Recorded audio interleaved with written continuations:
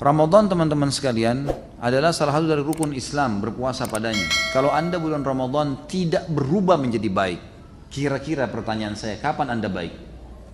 Di bulan Ramadan seluruh dunia, umumnya kaum muslimin, kita ke Amerika, kita ke Saudi, ya kita ke Timur Tengah, kita ke Asia, yang ada orang Islam semua puasa. Segelintir orang yang tidak puasa, yang lainnya semua puasa. Artinya kalau pada saat itu rame-rame saja anda tidak mau puasa, kira-kira kapan akan puasa? Kalau pada saat itu rame-rame kaum muslimin membaca Al-Quran dan anda tidak ikut baca Quran, kira-kira kapan akan baca Al-Quran? Kalau Ramadan orang semua sholat tarawih teman-teman sekalian, lalu anda tidak sholat, kapan anda akan sholat malam nih? Kira-kira. Kalau orang rame-rame ini semua. Kalau Ramadan kaum muslimin berlumba-lumba meninggalkan kemaksiatan, dan anda tidak tinggalkan, kapan anda akan meninggalkan kemaksiatan? Kan luar biasa semuanya, gitu kan? Saya menjelaskan Ramadan adalah bulan training yang luar biasa. Kalau ada lembaga training teman-teman sekalian, dan training itu orang rame-rame mendaftar karena alasan trainernya bagus. Juga mungkin staff-staffnya bagus. Diharapkan kita mendaftar di situ ikut training dan kita output nanti keluar dari situ juga menjadi bagus, gitu kan? Orang bayar banyak, sampai 5 juta, sampai 10 juta hanya untuk meningkatkan satu skill saja. Ramadan teman-teman lembaga training terbesar di dunia. Trainernya Allah langsung. Kemudian staffnya semua para malaikat. Ini luar biasa, gitu kan?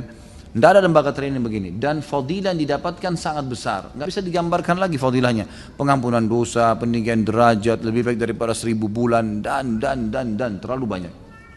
Bulan Ramadan teman-teman sekalian pada saat datang, seringkali syaitan menanamkan kepada kita hal-hal yang konyol, yang harus kita lawan. Karena di bulan Ramadan mereka terbelenggu.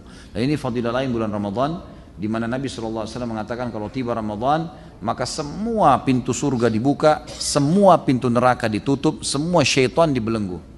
Apa maksudnya pintu surga dibuka teman-teman sekalian? Kalaupun misalnya dibuka, apa manfaatnya buat kita sekarang? Kita belum bisa masuk ke dalamnya. Dan ada malah hadis Bukhari menjelaskan, pintu surga akan dibuka nanti di akhirat pertama kali untuk Nabi Muhammad SAW. Lalu apa maksudnya di sini dibuka? Maka ulama menekankan lebih cenderung kepada terbuka pendaftaran untuk ke surga. Kesempatan orang beramal saleh didaftar ke surga. Sama kalau sebuah kampus mengatakan tanggal 1 sampai tanggal 30 Januari pendaftaran. Yang mendaftar di kampus ini akan ada penerimaan. Yang mendaftar kemungkinan diterima, kemungkinan tidak. Tapi tergantung, bisa saja lebih besar kemungkinan diterima. Beda dengan orang yang lewat depan kampus lalu berkata, saya mau daftar kampus ini, tapi dia tidak daftar sama sekali sampai lewat akhir bulan. Dapatkah sesuatu? Gak mungkin, gitu kan? Seperti itu memahaminya. Jadi Ramadan dibuka pintu-pintu surga, ditutup semua pintu neraka. Ditutup ini artinya tidak ada orang yang didaftar ke neraka pada saat itu. Sudah tidak ada. Ya, orang berbuat salah pun masih cenderung dimaafkan oleh Allah Subhanahu Wa Taala. Dan semua syaitan dibelenggu. Tapi ini perlu difahami, ada hadis yang lain berbunyi riwayat Imam Ahmad. Dan syaitan-syaitan itu dibelenggu sehingga mereka tidak leluasa menggoda seleluasa menggoda di luar Ramadan. Artinya masih menggoda, cuma mereka tidak seleluasa di luar Ramadan. Ini fadilah yang lain dari bulan Ramadan tentunya, dari bulan Ramadan. Bulan Ramadan teman-teman sekalian, sebelum tiba Ramadan karena syaitan akan dibelenggu, mereka menanamkan persepsi-persepsi negatif yang harus kita tepis. Misal, perasaan merasa berat karena menghadapi Ramadan, puasa 1 bulan, nanti berat, nanti puasa, saya bisa atau enggak? A'udzubillahi minasyaitonirrajim. Saya bisa, sambut dengan gembira. Kita mau pergi haji, syaitan akan tanamkan sama tuh, nanti haji macet, padat. Kemarin tahun lalu ada informasi ada yang mati, nanti saya mati enggak di sana? Padahal kalau ajal pasti matilah, gitu kan? Enggak mungkin tidak. Maka ini harus dilawan. A'udzubillahi minasyaitonirrajim. Salat tahajud. Nanti kalau saya salat tahajud jam 2 atau jam 3, besok pagi ngantuk enggak ya? A'udzubillahi minasyaitonirrajim. Kerjain. Allah Subhanahu wa taala tidak memerintahkan sesuatu kecuali ada hikmah-hikmah di situ, gitu kan? Persepsi ini pasti tertanam kata para ulama dalam jiwa setiap muslim. Tinggal bagaimana dia melawannya. Ada persepsi Ramadan nanti lemas, nanti loyo. Ini semua tergantung kita bagaimana mensugesti diri kita. Niat itu teman-teman, kalau bahasa saya pribadi adalah sugesti. Niat adalah sugesti. Orang niat puasa berarti sugesti untuk puasa. Niat sholat berarti sugesti untuk sholat dan seterusnya.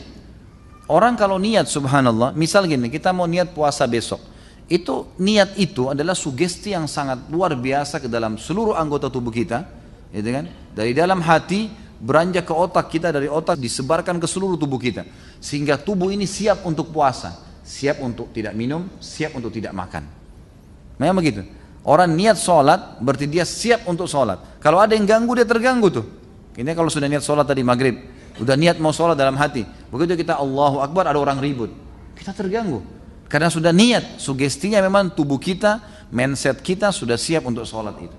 Kita mau haji, kita mau jihad, semuanya begitu. Makanya niatnya yang harus kuat di sini.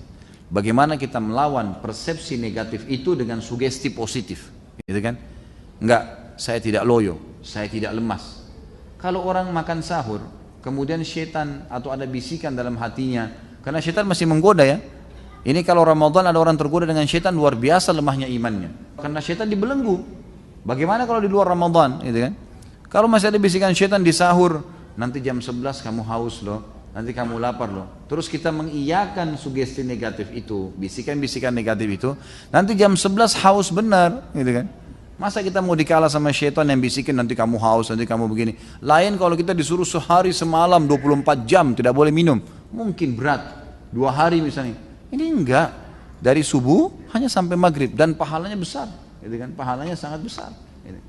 Jadi di sini kita harus mentepis sugesti-sugesti negatif syaitan, lemas dan loyo, keluar dari sugesti negatif dan kita masuk kepada sugesti yang positif kita. Sama halnya juga dengan masalah bulan Ramadan dianggap adalah bulan untuk balas dendam, tanda kutip ya. Ini saya nggak sahur tadi, maka buka puasanya balas dendam. Beli warna-warni, macam-macam, yang biru, yang merah, semua mampir. Motornya mungkin sudah penuh dengan kresek, gara-gara beli semua. Yang kolak dibeli, yang ini dibeli, yang itu dibeli, macam-macam. Begitu buka puasa nggak bisa dimakan. Ini salah, persepsinya salah. Nabi SAW sudah ajarin buka puasa dengan air putih dan kurma. Habis itu sholat dulu, pulang jangan kagetkan usus anda karena sudah istirahat, baru kemudian makan dengan tenang, gitu kan? Baru makan dengan tenang, insya Allah nggak ada masalah, gitu kan? Jadi justru kontrol, kata ulama, kalau orang puasa kemudian tidak bisa juga mengontrol hawa nafsu, mengatur makanan dan minuman yang masuk, ini berarti dia belum mendapatkan tujuan utama puasa, mengetahui bagaimana keadaan orang-orang yang susah di luar sana.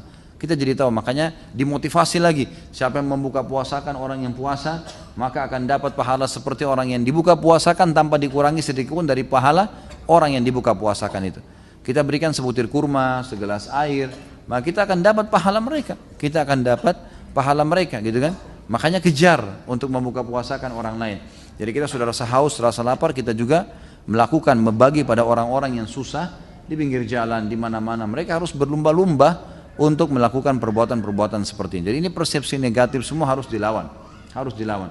Semua bisikan dalam hati kita atau di benak kita yang membuat kita malas ibadah, apalagi meninggalkannya dari syaitan. Lawan. Kalau kita nggak lawan sampai kapan nih? Syaitan mau setiap hari buku amal kita kosong. Gitu. Apalagi Ramadan puncak-puncaknya kita beribadah. Jadi persepsi negatif harus dilawan nih, gitu kan? Kesempatan minta surga, kesempatan menyelamatkan diri dari api neraka. Dan kata Nabi SAW, di bulan Ramadan Allah punya pembebas dari api neraka, orang-orang yang dibebasin. Dan itu terjadi di setiap malam, itu terjadi di setiap malam. Dan kalau tiba Ramadan, camkan baik-baik dalam diri kita, Allahu alam, apakah Ramadan ini Ramadan masih ya terakhir atau kita masih dapat Ramadan akan datang. Kita nggak pernah tahu. Bagaimana dengan orang yang lalai-lalai itu? Subhanallah, saya kadang-kadang semoga Allah kasih hidayah.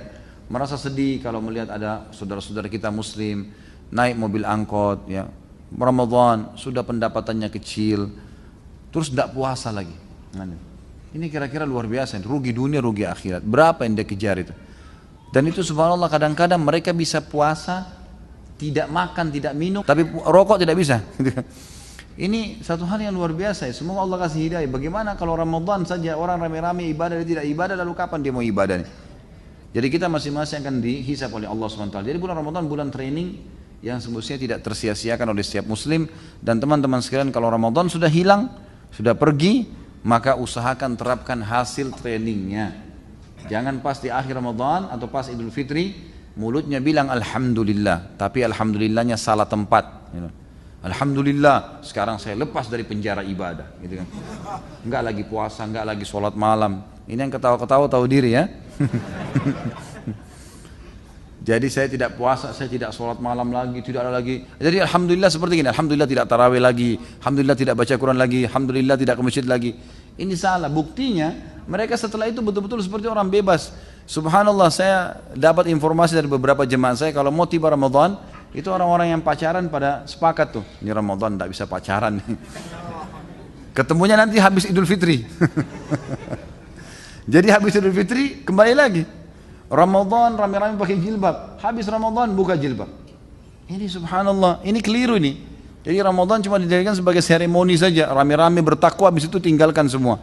Ini rugi sekali. Mestinya Ramadan bisa mengubah kita lebih baik, kemudian Ramadan akan datang lebih baik lagi sampai kita bertemu dengan Allah Subhanahu wa taala, sementara pahala kita sempurna, Jadi jangan disia-siakan, Ramadan ini adalah kesempatan emas bagi seorang muslim. Kata Nabi SAW, sungguh terhina sekali seorang hamba yang sudah mendapatkan Ramadan dan dia masih hidup sampai Ramadan habis pergi, sementara dia belum sempat diampuni dosanya.